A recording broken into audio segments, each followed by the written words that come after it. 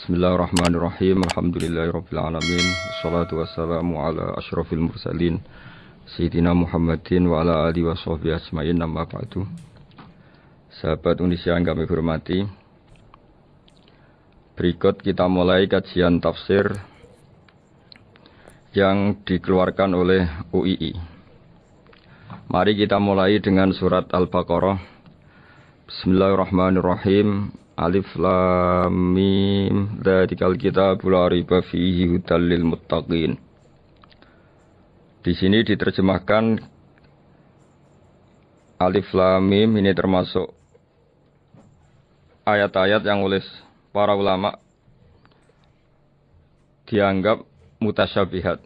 Artinya kita tidak boleh memaksakan maknanya. Kita cukup iman bahwa itu dari Allah Subhanahu wa taala. Ini termasuk ayat-ayat yang kita percaya bahwa ada makna yang diinginkan Allah, tapi kita tidak perlu menduga-duga apa sepersisnya makna itu. Dzalikal kitabul la raiba fihi, kitab ini tidak ada yang diragukan. Hudal lil muttaqin, petunjuk bagi mereka yang bertakwa. Sahabat Indonesia yang kami cintai, yang kami hormati, muttaqin dari kata kerja ittaqa yattaqi ittiqaan. Maknanya adalah menjaga diri. Ada 3 kelas muttaqin dalam terminologi para ulama, istilah yang dikeluarkan para ulama. 1, muttaqin orang yang menghindari perilaku syirik atau perilaku kekafiran. Sehingga menurut para ulama, apapun faseknya seorang mukmin, apapun kelirunya orang mukmin, misalnya pernah mencuri, pernah korupsi, pernah apa saja, masih dianggap mukmin karena dia masih bertauhid la ilaha illallah Muhammadur Rasulullah. Ini muttaqin yang paling kelas pokok, kelas bawah. Kemudian ada muttaqin kelas kedua, yaitu mereka yang menghindari dosa besar tapi tidak bisa menghindari dosa kecil. Misalnya bisa menghindari dosa zina, tapi dia bisa menghindari dosa melihat perempuan yang bukan mahramnya, yang bukan halal bagi dia. Ketiga muttaqin paling ideal, yaitu menghindari dosa besar, juga menghindari dosa kecil, bahkan menghindari sesuatu yang tidak penting. Ini yang dalam terminologi ulama disebut para wali atau para ulama, yaitu yang dalam ayat ala inna awliya Allahi la khaufun alaihim wa lahum yahzanun. Ini penting kami jelaskan kelas-kelas muttaqin supaya bahwa mukmin tidak pernah keluar dari status iman meskipun dia pernah melakukan satu kesalahan besar. Karena yang dikatakan mukmin adalah siapapun yang meyakini kebenaran risalah Muhammad, risalah yang dibawa Muhammad, berarti dia mukmin. Soal dia melakukan dosa atau apa saja itu menjadikan dia fasik, tapi tidak keluar dari status mukmin. Ini yang dimaksud dalam sebuah hadis, man qala la ilaha illallah dakhalal jannah. Siapapun yang pernah melafadzkan la ilaha illallah iman, maka dia pasti nanti masuk surga. Kemudian ada beberapa pertanyaan dari para sahabat dengan masa lalu orang itu yang macam-macam, Nabi tetap menjawab meskipun dengan masa lalu yang macam-macam. Sebab itu perlu dikaji serius, sebagaimana ada yang ditafsir Sawi bahwa muttaqin itu dari kata kerja ittaqa yattaqi ittiqaan atau ittaqa yattaqi taqwan. Ini maknanya orang yang menjaga diri. Tentu menjaga diri ini ada yang kelas premium, kelas sempurna. Jadi sesuatu apa saja yang bahaya kita jaga, termasuk dosa kecil, melakukan hal yang tidak penting. Ada orang mukmin yang hanya bisa menjaga dari dosa kekafiran, dosa kemusyrikan. Ini pun dengan segala kesalahannya masih ada kemungkinan dimaafkan Allah. Karena Allah pernah berfirman, innallaha la yaghfiru ayyushraka bihi wa yaghfiru ma duna dzalika liman yasha. Allah tidak akan memaafkan dosa syirik, tapi Allah masih bisa memaafkan atau masih berkenan memaafkan dosa di luar syirik. Kemudian yang perlu dimengerti oleh sahabat Indonesia adalah makna la raiba fihi. Ini yang perlu kami ungkap, bahwa Al-Quran ini tidak ada keraguan padanya. Tidak ada keraguan, ini yang mudah kita teliti karena kita orang Indonesia, mungkin rasa-rasa sastra Arab enggak kental. Mari kita teliti dari segi makna, karena makna ini rasa dan rasa itu universal. Begini misalnya, dulu orang-orang kafir Mekah karena mereka penyembah berhala, penyembah Tuhan-Tuhan yang banyak, itu memprotes. Mereka memanggil tentu masih Muhammad, belum ya Rasulullah. Muhammad, kamu mengajak ke Tuhan berapa? Rasulullah menjawab, ke Tuhan yang satu. Lalu mereka bertanya, Muhammad urusan kita ini banyak, problem kita banyak. Tuhan banyak saja tidak bisa menyelesaikan, apalagi satu Tuhan. Ini yang diceritakan dalam sebagian ayat disebut, Aja'alal alihata ilaha wahida inna hadza lasyai'un ujab. Bagaimana mungkin Tuhan itu satu? Harusnya Tuhan itu banyak karena urusan kita banyak. Lalu Rasulullah dengan bimbingan Tuhan, bimbingan Allah, mendatangi mereka, kemudian Nabi menjelaskan, Tuhan itu adalah ketua kalian, Tuhan itu adalah pimpinan kalian.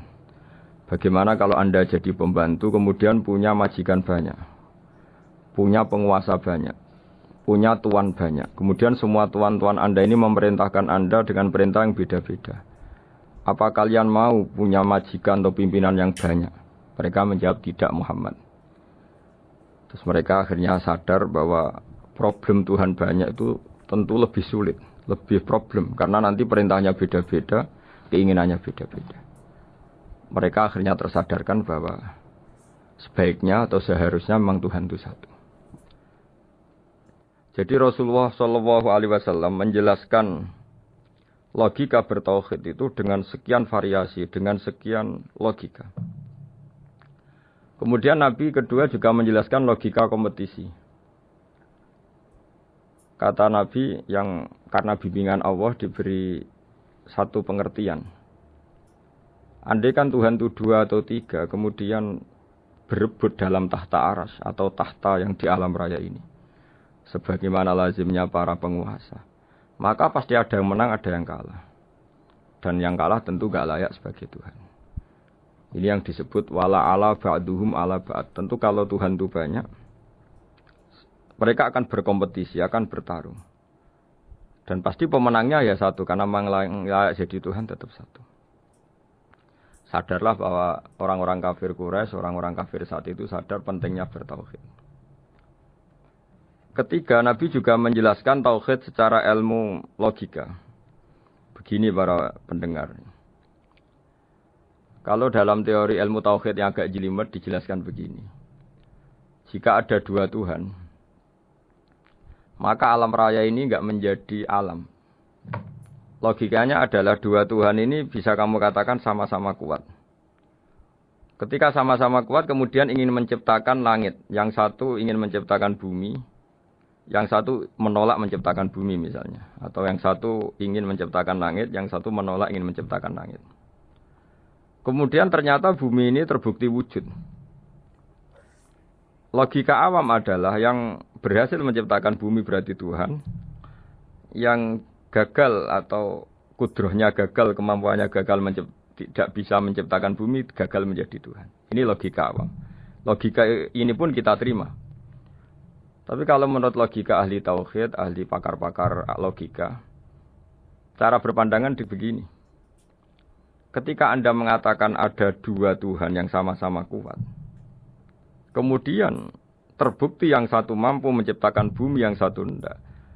Bahasa Anda mengatakan sama-sama kuat ini sudah batal dari awalnya, karena terbukti bahasa Anda salah, sama-sama kuat ternyata yang satu tidak mampu. Sehingga dalam pikiran orang-orang ahli tauhid mengatakan, membayangkan Tuhan saja itu enggak kebayang, karena turunan kata ini pasti selalu salah. Karena tadi misalnya dikatakan, andai kan ada 2 Tuhan, kemudian yang satu mampu menciptakan bumi, yang satu tidak. Padahal Anda tadi bilang sama-sama kuat, ternyata terbukti yang satu tidak kuat. Berarti kata Anda sama-sama kuat ini salah. Ini pula yang diajarkan Rasulullah lewat bimbingan Allah, lewat wahyunya yang disebut Kullau kana fihi ma alihatun illallahu la fasadata. Karena kalau ada 2 Tuhan, pasti kamu sifati sama-sama kuat. Ternyata sifat sama-sama kuat ini batal demi hukum, karena ternyata yang satu tidak mampu menciptakan bumi. Atau kamu sifati 2 Tuhan ini sama-sama lemah. Itu tidak mungkin lagi, karena ternyata bumi ini terbukti wujud. Pasti penciptanya ini zat yang sangat kuasa. Jadi logika-logika tauhid sedemikian dibangun oleh Rasulullah lewat bimbingan Allah Subhanahu wa taala. Logika keempat supaya kita iman dan tambah kuat imannya adalah logika yang mudah dicerna oleh kebanyakan orang atau yang bisa diindra. Begini misalnya dalam sebuah ayat di surat Al-Kahfi, kemudian di awal surat Al-Ahqaf, kemudian di sebagian surat At-Tur, ada penjelasan begini. Ketika Rasulullah mengajak manusia menyembah Allah, kemudian orang-orang kafir tanya, lalu Tuhan kamu siapa Muhammad? Tuhan saya adalah Allah menciptakan langit bumi. Terus mereka berandai-andai, ada Lata, ada Uzza, ada Manat, ada Hubal. Itu Tuhan-Tuhan kami. Terus Rasulullah bertanya, apakah Tuhan-Tuhan yang kamu sembah itu memberi kontribusi saat langit dan bumi diciptakan? Mereka menjawab, tidak Muhammad, itu Tuhan-Tuhan yang kami bikin. Begitu juga asumsi tentang Tuhan-Tuhan yang lain. Apakah Isa ikut menciptakan bumi atau menciptakan langit? Tentu jawabannya tidak. Karena Isa lahir di bumi, orang tahu tanggal lahirnya, tahu tahunnya, dan sebelum ada Isa juga sudah ada bumi. Sehingga untuk menetapkan tauhid, berkali-kali Quran tanya, Amman khalaqas samawati wal ardo, siapa sih yang menciptakan langit bumi? Siapa sih yang menurunkan air dari langit? Siapa yang mengatur ini, itu, ini, itu? Akhirnya mereka menjawab, itu semua Allah Muhammad. Begitu juga kemungkinan setan misalnya. Setan itu fisik atau makhluk atau apa saja yang tidak kita lihat. Kemudian setan itu lewat rayuannya, lewat tipu dayanya ingin disembah. Kata Allah menjelaskan ini, Ma asyadduhum khalqas samawati wal ardi wala khalqa anfusihim. Kamu tidak perlu takut sama setan atau apalagi menuhankan setan. Setan itu tidak yang punya reputasi menciptakan langit dan bumi. Bahkan setan tidak bisa menciptakan dirinya sendiri. Ini menjadi pengetahuan bagi kita. Betapa bagi pakar-pakar tauhid, ahli tauhid. Ketika setan nyatanya diusir dari surga. Itu pun versi mereka. Versi mereka pun mengatakan seperti kita bahwa setan itu diusir dari surga. Dan ya keluar dari surga. Kalau setan itu Tuhan, tentu diusir gak mau. Karena di surga itu nikmat. Ketika setan diusir dari surga, ya keluar. Dia juga jadi makhluk yang hina-dina. Berarti dia tidak punya kekuasaan, bahkan pada dirinya sendiri. Dipaksa keluar dari surga, ya keluar. Dipaksa menjadi ahli neraka, jadi ahli neraka.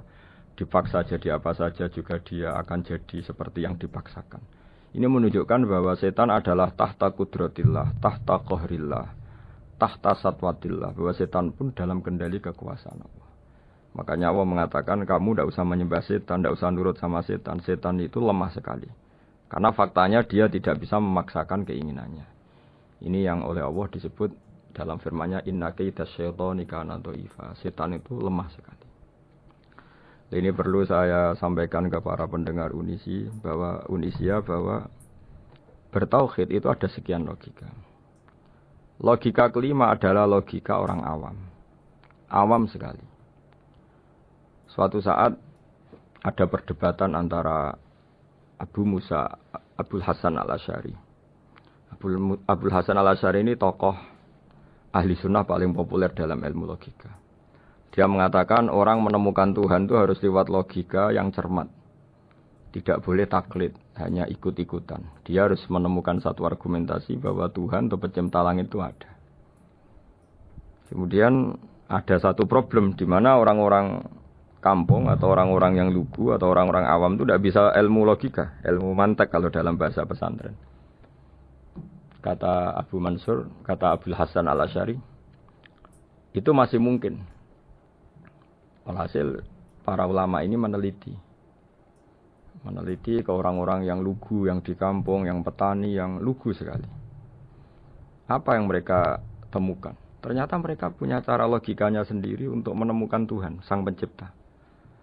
Pernah suatu saat ada seorang petani lugu, biasa menggembala unta, ditanya, Bima araf tarubak, lalu kamu yang petani ini yang hanya ngurusi sawah, ngurusi ladang, dengan cara apa kamu tahu kalau Tuhan itu ada? Si petani tadi marah besar dan dia mengatakan, Al-ba'ratu tadullu 'alal ba'ir wa asarul aqdam yadullu 'alal masir. Kata petani tadi, yang namanya ada kotoran unta, pasti ada untanya. Yang namanya ada jejak kaki, pasti ada yang barusan lewat. Artinya kalau ada makhluk, pasti ada pencipta. Ini logika awam yang mudah. Kita tidak mungkin mengatakan bumi ini pencipta, mengatakan matahari pencipta. Kelihatan sekali kebendaannya, kelihatan sekali bahwa bumi matahari tidak punya ikhtiar, tidak punya kekuatan. Kelihatan sekali sifat-sifat kemakhlukannya. Jika benda-benda ini karuan makhluk, pasti menunjukkan bahwa ada penciptanya, ada khaliknya. Dalam logika Bedui tadi, si Bedui tadi, kalau ada kotoran sapi, pasti ada sapinya. Meskipun sapinya sudah sekarang nggak terlihat, mungkin sudah jalan kemana. Sama, kalau ada jejak kaki, meskipun orang yang tadi lewat sudah kita nggak tahu, tapi kita pasti tahu, pasti ada yang lewat.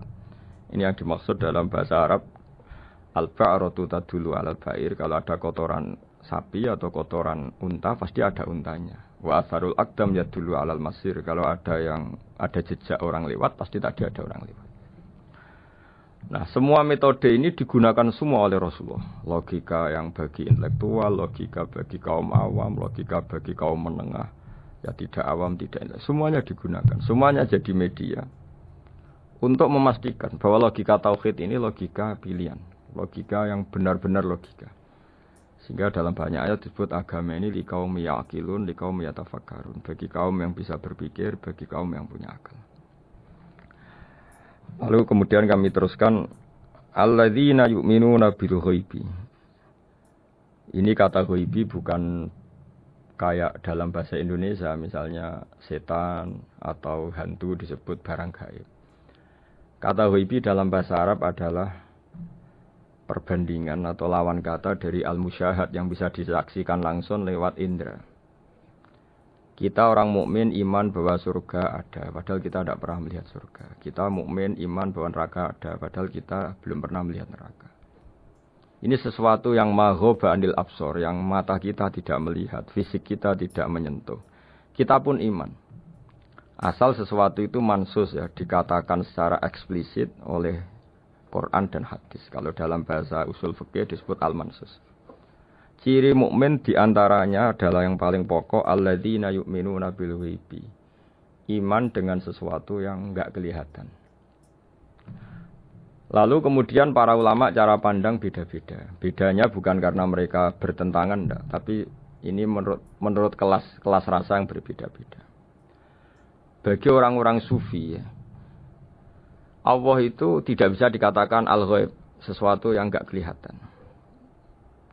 Karena Allah itu begitu jelas, az-zahir. Kata orang sufi, Allah itu zahir. Begitu juga dalam Asmaul Husna disebut Allah itu az-zahir. Begitu jelas. Karena orang yang akalnya mapan, hatinya mapan, melihat satu lemari yang bagus, pasti langsung mensifati bahwa pembuatnya adalah orang yang hebat. Orang yang melihat mobil mewah atau pesawat yang canggih, pasti kepikiran pertama adalah pasti pembuatnya canggih. Sehingga eksistensi pembuat pesawat itu adalah orang hebat. Itu langsung tertanam ketika melihat pesawat itu hebat. Bagaimana mungkin seseorang ragu akan kehebatan pembuat pesawat ketika melihat detail-detail pesawat? Pasti langsung kepikiran kalau pembuatnya itu hebat. Memutuskan bahwa pembuat pesawat hebat itu tidak harus ketemu yang membuat. Juga tidak harus melihat. Tapi akal kita pasti meyakini pembuatnya itu hebat. Berarti keputusan menyimpulkan bahwa pembuatnya hebat adalah az-zahir begitu jelas. Begitu juga langit dan bumi, matahari semuanya tertata rapi. Air dengan fungsi manfaat yang sebegitu hebat. Oksigen, semua tanaman, buah-buahan. Meskipun kita tidak pernah melihat Tuhan, tapi akal kita, nurani kita, pasti berkeyakinan dan tahu betul pasti pembuatnya itu zat yang super hebat, super bijaksana. Sehingga dalam kategori ini Allah tidak bisa dikatakan suatu yang enggak tersentuh, yang enggak terjangkau. Allah itu az-zahir begitu jelas. Sehingga di antara Asmaul Husna disebut az-zahir. Sebab itu saya menganjurkan atau saya punya saran bahwa alladzina yu'minuna bil ghaibi itu contoh paling mudah itu kayak surga, kayak neraka. Kalau Allah sendiri itu az-zahir, mudah diketahui. Karena tadi orang yang melihat pesawat canggih pasti saat itu juga berkeyakinan dan itu pasti benar, pasti pembuatnya juga canggih. Nah, di sini disebut alam raya ini ayat, semuanya itu bukti kekuasaan Allah. Dalam syair-syair orang sufi masyhur sekali itu wa fi kulli syai'in lahu ayatun yadullu ala annahul wahidu. Setiap sesuatu kejadian di alam raya adalah bukti keesaan Allah, bukti eksistensi Allah Subhanahu wa taala. Sehingga dalam satu kisah normalnya orang itu paling tahu itu dengan dirinya sendiri. Karena dia adalah dia. Tapi kalau Imam Sibawayh seorang pakar nahwu mengatakan a'raful ma'arif Allah. Di alam raya ini yang paling mudah dikenali itu ya Allah, pencipta. Karena andai kan kita sendirian di hutan, kemudian kita mulai punya akal, kita mungkin tidak tahu diri kita ini siapa. Tapi setidaknya kita langsung menyimpulkan bahwa kita tidak bisa menciptakan diri kita sendiri. Ketika kita berkesimpulan tidak bisa menciptakan diri kita sendiri, pasti kita terus berkesimpulan ada di luar kita yang menciptakan kita. Nah, sebab itu kenapa sifat mencipta ini yang pertama kali dikenalkan oleh Allah kepada nabinya untuk dikenalkan kepada umatnya. Yaitu disebut Iqra bismi rabbikal ladzi khalaq. Muhammad, bacalah dengan nama Tuhanmu. Sifat Tuhan yang paling mudah dikenali oleh siapapun adalah sifat pencipta. Karena ketika seseorang yakin dia lahir sudah ada bumi, dia lahir sudah ada langit, dia pasti akan tahu bahwa dia ada penciptanya. Sehingga paling mudah mensifati Allah atau mensifati Tuhan adalah bismi rabbikal ladzi khalaq. Terus kemudian di antara ciri orang baik adalah wa yuqimunas shalat. Kemudian beriman kepada yang gaib, menegakkan salat. Kata menegakkan adalah dari kata menjaga aturan-aturan atau sesuai aturan-aturan salat. Kita tahu dalam salat ini ada beberapa syarat yang harus dipenuhi. Misalnya harus wudu, harus suci di tempat yang suci. Terus ada syarat-syarat dalam internal salat, dia harus baca Fatihah, harus tumakninah, macam-macam. Itu eksistensi definisi salat.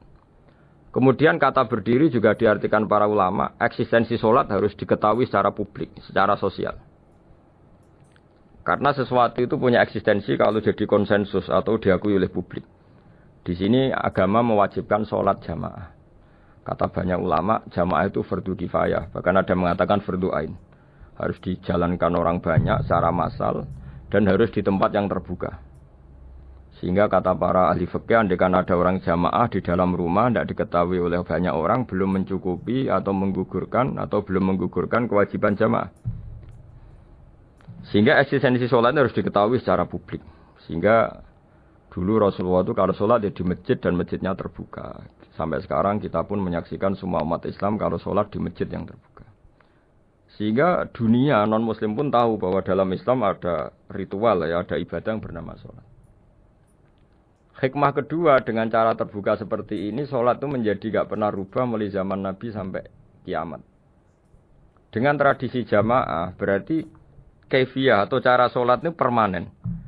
Bapak kita sholat ya seperti itu, imam seperti itu, anak cucu kita akan meniru kita ya seperti itu. Sehingga gak ada varian-varian yang hanya berdasar subjektivitas musolli yang sholat. Taruh saja kita misalnya jadi seorang sufi yang baru takut sama Allah atau baru usul kalau dalam bahasa sufi. Kemudian kita sholat sendiri di rumah, mungkin dengan gaya menangis, terseduh-seduh, macam-macam. Ini tentu tidak baik sebagai standar sholat. Begitu juga ada anak atau pedagang yang kesusu atau tergesa-gesa, kemudian sholat hanya sekian, 2 menit, 1 menit. Ini juga tidak baik.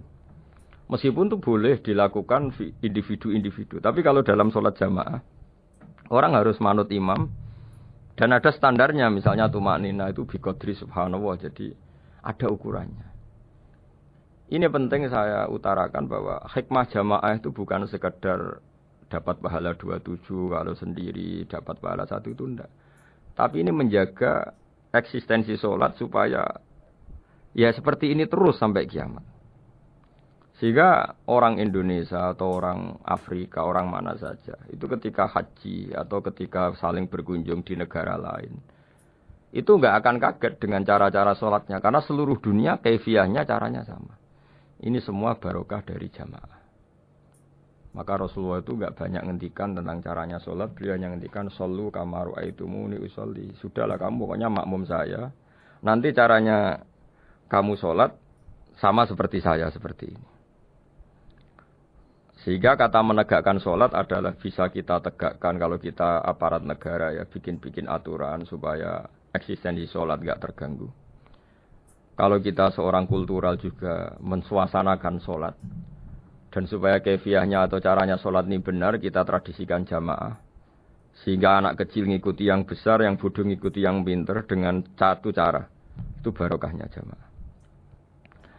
Sehingga wa yuqimuna sholat itu sholat kita dirikan baik secara personal dengan cara-cara tumak nina, kita suci di tempat yang suci, maupun kita tegakkan, kita maklumatkan, kita jadikan konsensus bahwa sholat ya seperti ini.